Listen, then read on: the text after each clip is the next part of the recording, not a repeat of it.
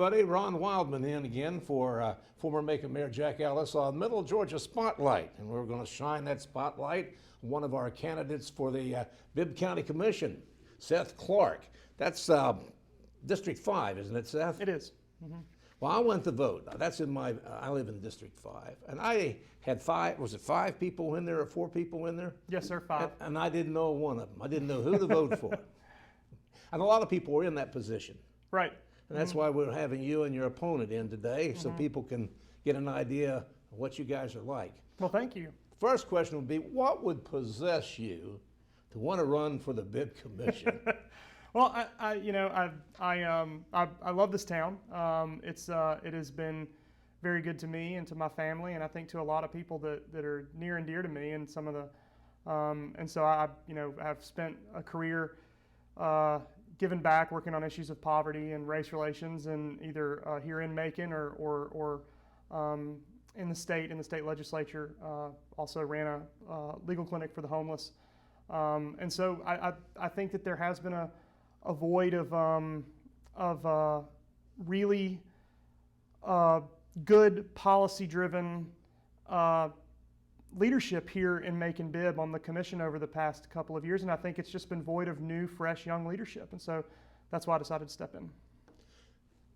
Is it running for this office? Is this your first time you've run for office? It is. What's it been like for you? It's been great. I think running for office in this national climate is different than I think every candidate that's run this time would say that it's crazy.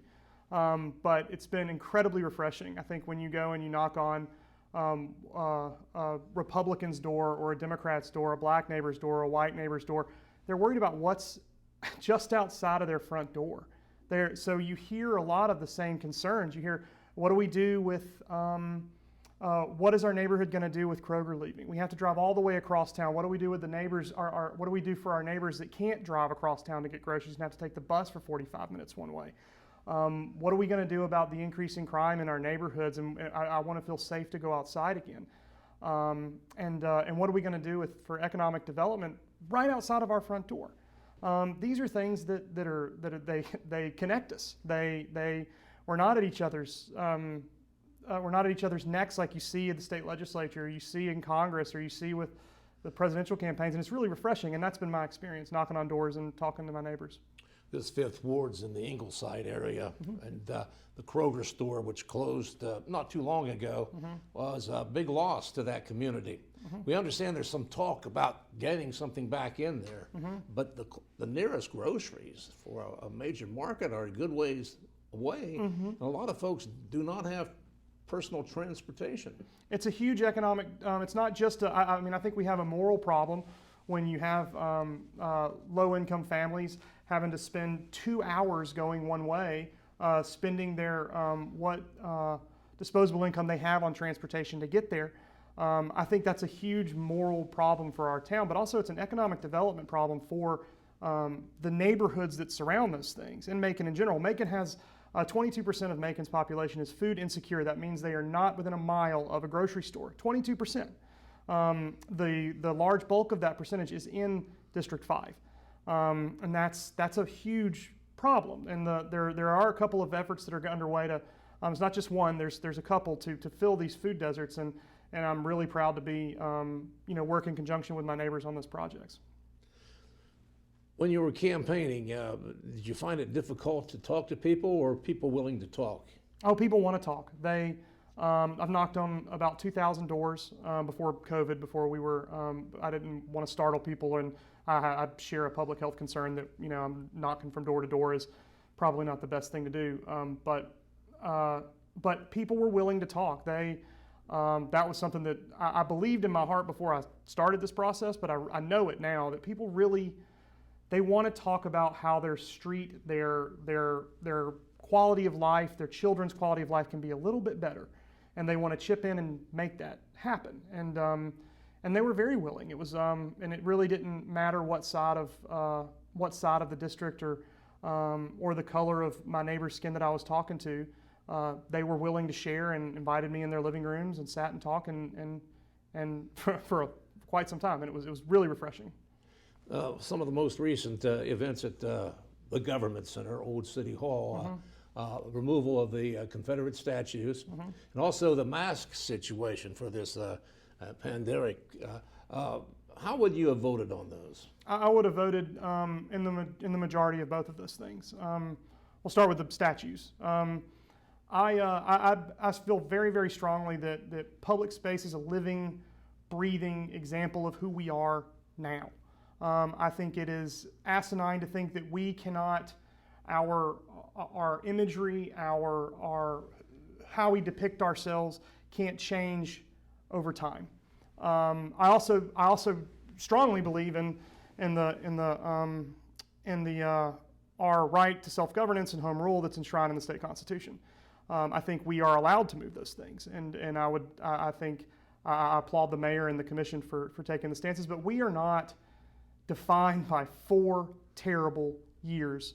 Macon-Bibb is a kind, progressive, inclusive town that has dealt with generations and generations of institutional racism. There are more people working to overcome the symptoms of that than there are to maintain them now. That's who we are. And I think that imagery and the imagery that tells the story of who we are matters. And so I was very pleased with the commission on that vote. If they're moving them to a place where I think it is, they'll be actually in a better spot where they'll be there. I mean, you want to look at it that way. Former Mayor Ellis has been in the forefront of wanting to get those moved, and I think he would be pleased where they're moving them to.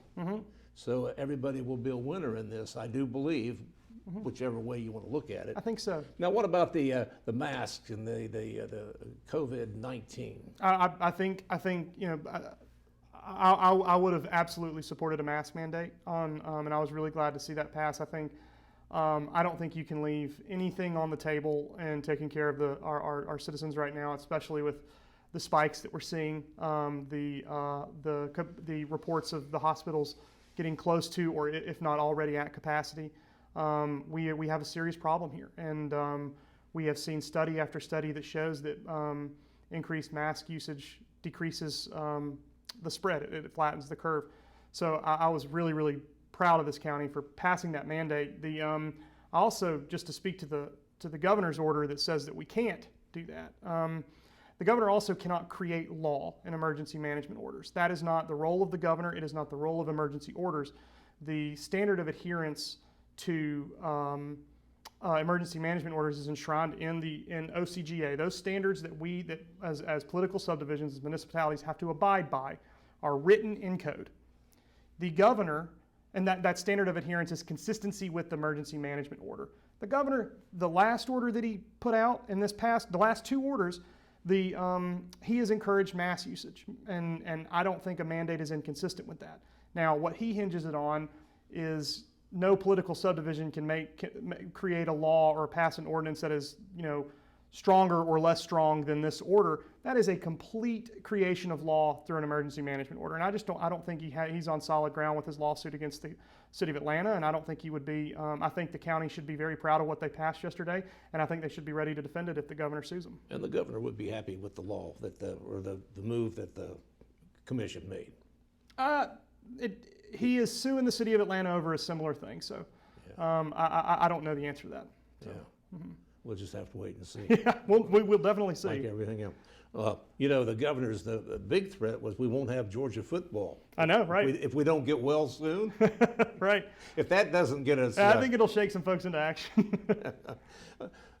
Where are you from, or what's your history? Yeah, so my family's from Macon. My mom went to Northeast, taught at Central High School. My daddy grew up here.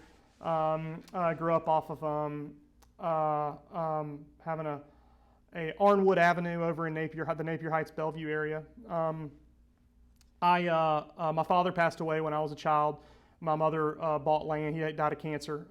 My mother took a special education teaching job in Monroe County at Hubbard Elementary, and so we moved out. She built a house between Forsyth and Smart, so I graduated from Mary Persons High School, grew up there, graduated, went to Mercer University and joined there as a vocal performance and opera major, and did not enjoy the program, and just didn't enjoy it. And so I left Mercer and joined AmeriCorps.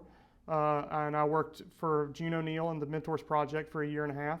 I was a caseworker for homeless students in and out of, that were in the Mentors Project and in the Bibb County school system, and also that were in and out of the homeless system. After that, I re-upped an AmeriCorps term and worked at a homeless shelter in Atlanta. Went back to school at Georgia State. Went to night school at Emory to get a paralegal certification and opened a legal clinic under the guide of supervising attorneys up there, where we worked on issues of criminal justice issues, criminal record expungement,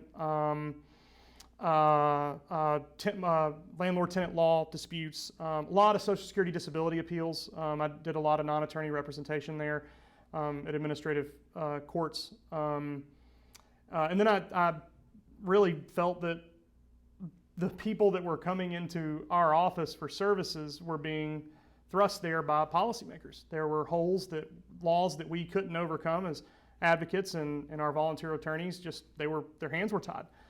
So I started working in the legislature for people that I thought could change those laws. I worked for Senator Jason Carter and Representative Stacey Evans on issues of higher education access for poor families, the HOPE program. I helped Stacey Evans work with Governor Deal's floor leaders, and it was a bipartisan group of folks. Helped author the bill that created the Zell Miller Grant that put tens of thousands of families back into technical college for free, tuition free. And now I run a public relations firm. So you'll have the time to devote to the commission. Absolutely. Yeah, I run my own business and have talked with my partners about being able to allocate as much time as possible to the county. What do you hope to contribute to the community on the commission that you can't do now as a private citizen? Well, first, I think,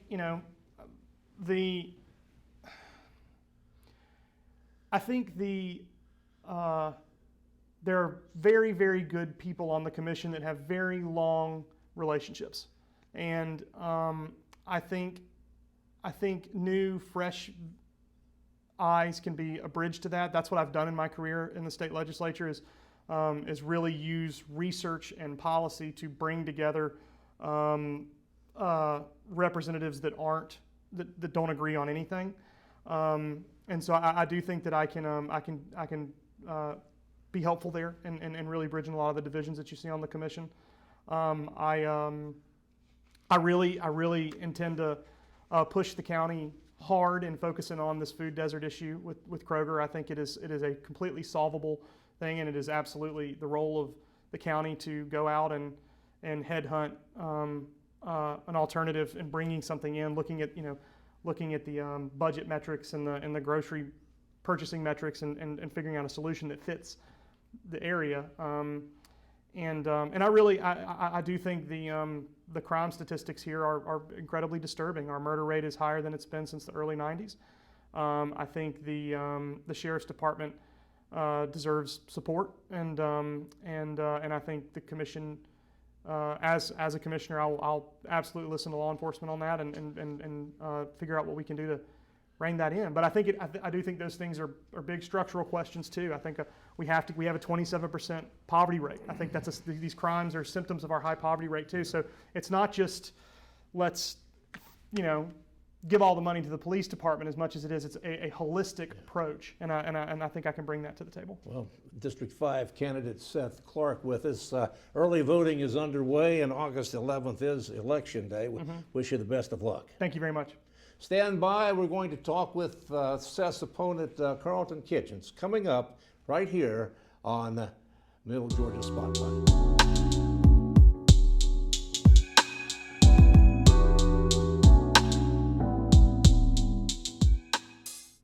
Seth Clark's opponent, Carlton Kitchens, is with us now here on Middle Georgia Spotlight. All right. Good to see you. Good to have you with us, Carlton. Thanks for coming over. Thanks for having me. Yeah. You're a self-employed businessman. I am. What kind of businesses do you have? Well, I have two businesses. One is what we call a general residential and commercial cleaning business. And I have a party entertainment business called JKJ's Party Rentals. Has this current health situation cut into your business as much? Yes, but it's been helpful. The pandemic has been It great, has. great for our business as well. Yes, The cleaning part. the cleaning part of it. Yes. Do you have to do different things now? Yes. Technically, we just started another business called The Edge. That what we do, we go into those buildings, what have you, and we spray for the fog. That's like a thing that we do to spray all the viruses out. Yes. Yeah. Does it really work? It's really work. 72 hours, give and take. Yes. What got you started into? How do you start a business? I mean, a lot of people like to know that. Well, to start, what got me into action of starting my own business, I just got tired of working with other people. You too. I just got tired of working with other people, and per se to help bring somebody up, pull the other man by his bootstrap. That's why I started my businesses, and to show my children what a guy from old Tybee. We used to live in Tybee, born and reared in Macon, Georgia, a place called Tybee. So anything good came out of Tybee, you're looking at it right now. I came here at the very end of Tybee, pretty much. Yes, yes. And that was about as low as you could go, housing-wise, Right, wasn't it? right. But still, you have some good memories of that area, don't you? I have great memories as a little lad. I was just Eddie J. Banks. We had to walk to school right off of 6th Street, and we just walked underneath a bridge. And I remember my first grade teacher, and they innovated me to keep going. Those were different times, weren't they? Those were different times. A lot of different ways. And compared to what they are now. Oh, yeah, yes, yeah. Yes. You grew up the civil rights era. I grew up the civil rights era. Were you a part of it in any way? No, I was too young to understand what was going on. I was born in 1962. Yes. Now, during that time frame, it was going on still. But, You eventually moved on to Southwest High School? one of the best schools in the nation, Southwest High School, a 1980 graduate. And the largest, too. And the largest. We had like 5,000 people that was on our campus at the time. How can you And manage something like that? Well, you just have to get in there and get active with, with different classmates. 1980 Southwest graduate, we were the last largest graduating class of Southwest High School. Were you there the years that Coach Richardson had those great basketball teams? Oh my goodness, yes. 79, when they won the national championship. It was when Don Richardson was. You had Terry Farrell, Jeff Malone, those type guys. Michael Hunt came at that area. Those were exciting times, weren't they? And you couldn't get in the Coliseum. I mean, packed Northeast were our rival as well as Central. But the best game was Northeast and Southwest at the time. Well, you're running with District 5. It was multiple candidates, and you finished number 2 behind Mr. Clarke. I did. Mm-hmm. Why would you want to get involved with local politics like this? Well, I was born and reared, like I just said. I was born and reared here in Macon, Georgia. I've been sitting on the sideline for a long time. But listening to see what's going on in our community now, it's time to roll up our sleeve and get into the grind of not just being a person on the sideline. Get in the grind and just try to see if we can make a difference in our whole entire Macon Bibb. Not just District 5, but the whole spectrum of Macon Bibb to make it better. That's why I got in the race. I live in District 5. Thank you. I want to earn your vote. Okay. But when I went into, you and I had not met before. Right. And when I went into the booth, I had these names, and I didn't know a thing about any of these names. Right. And then it got me thinking about doing something here about it, because people They don't know who we are. they have no clue in a way. And you can tell a lot when you talk to somebody and you hear their background and everything. I believe that's the business I've been in all my life. I see. I've known you a long time. Okay. And it's difficult, though. Right. You just can't put your hat in the ring there and expect things to happen. Right. What are some of the things, let's say an average guy like you, you're not an attorney or somebody like that who has the time to do things like that. You got to work every day too. How do you go about this? Well, the way you go about it, you prioritize. If you're a business owner, you can maneuver, but you got to do the people business. If the people vote you into office, you got to do the people business, and then you can. If your business shouldn't have a way of what we call intervene in what you're doing for the people business that's set aside. So you can prioritize. So that's what and get in here and work for the people. That's what I want to do. Well, a lot of times when folks who don't have those executive positions get involved in politics, a person that came to mind, remember Ed DeFore? Ed DeFore. Ed worked out there at Georgia Craft. He was a machinist out there. He got elected, but he had a hard time getting away from that 8-hour-a-day job to go to City Hall, and he eventually had to pick one or the other. And fortunately for most of us, he picked the government and stayed with it all those years. Right. But it's hard. Now, I see your signs everywhere. Right. Now, who does that? Who puts those out there? A person that really want to do the job, they'll get out here and just put the signs out and let the people know who they are. Just not, and then they get to, knock on the people's doors. The people want to see you out waving, what have you. They want to make sure that you're ready to work for them. This has been a difficult campaign because you can't have meetings. No. Like we used to. You can't have rallies. You can't hardly do anything out there with the people. You really can't go knocking on doors that much. Right. So you have to have the 6 feet distances, or when you go into people's doors, you kind of sort of back up. That's what I would do. I just don't go in there and knock on the doors and just get right in their face. So we do social distances, and then we'll introduce ourselves to those constituents there. Have you worked through the churches any? Well, I'm a product of the church. I'm a great product of the church. I direct choirs as well as been involved in the church all my life. My mom reared me up in the church. So, and it like you said, we can't have meetings, but if we was in the church, if we was in the church setting, then we could reach more people in the church. Even the churches have been shut down. The churches have been shut down. But prayer changes things. Yeah. We're going to get through it. A lot of prayer? A lot of prayer, much power. That's what's going to happen. Yes. What are the needs for the city of Macon in your mind when you go up there to the government center, as they call it now? Well, there's great needs in our city. We got to come up with solutions, better solutions than what we got now. We got crime. Just last night, we have the 34th crime homicide in our city. Getting close to 40. Again, we prayerfully hope it don't get to that area, but if we got to put the brakes on it. We got to find a solution because we got a high crime rate in our city, and right now Macon is known as the murder capital of Georgia. So we got to find innovative ways that we can sustain down the crime rate. That's one of my main goals, to see what we can work with the local sheriff departments, different agencies that we can get these people involved, that they can have a better choice than to murder. Right now, black on black crime is a high rate, and I just got to say it. We got to do something in our communities, and then we need help in our communities to get that crime rate down as well. Sheriff Davis says he's short tons of people. He doesn't have enough people. What would we do about it? Well, we just have to find innovative ways that we can help Sheriff Davis to hire more deputies, and that will bring safety to our city. We got to get in there. Those first responders, we need those deputies, the senior citizens need those deputies, young to patrol our streets, that kind of thing. They can feel safe. They can sit on their front porches.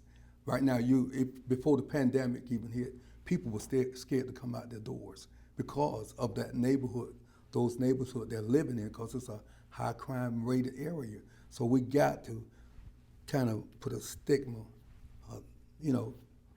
bring that crime rate down by working with Sheriff Davis to help out with adding deputies to his department. That's going to take a lot of money too, isn't it? It's going to take a lot of money. Yes. How do you feel about raising taxes? Well, we were trying to find solutions that we would trust. People right now can't afford to have their taxes raised right long enough. That's right. During this pandemic, you just got to find other innovative ways to get monies in to help our growth of our city. But raising the property taxes right now, that would be a slap in the people's faces right now. I wouldn't vote on raising people's taxes right now. You know most of the other members on the commission? I know about 5 or 6 of those people. That's enough to get a coalition together. Yeah. Right. I know about 5 or 6. Get things done that way. Right. I like to work across the aisle. I like Republicans, Democratic, Independents. I like to interact with Of course, we're not official Republicans and Democrats, Democrat. but we know who We know Republicans and Democrats are. Absolutely, yeah, we know that. So we want to do what we can do.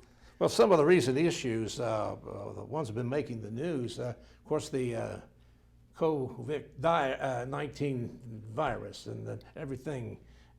As things have unfolded in the town, the commission has taken a position of everybody needs to wear a mask all the time. And Mayor Rickert, of course, vetoed it.